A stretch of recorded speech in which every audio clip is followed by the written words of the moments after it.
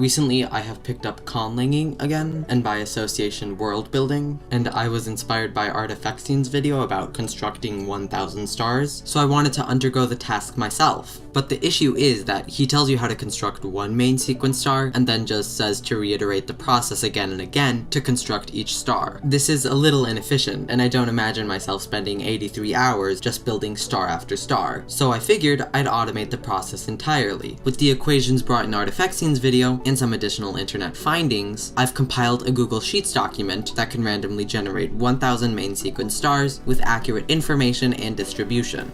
Any and all world builders feel free to use and modify it.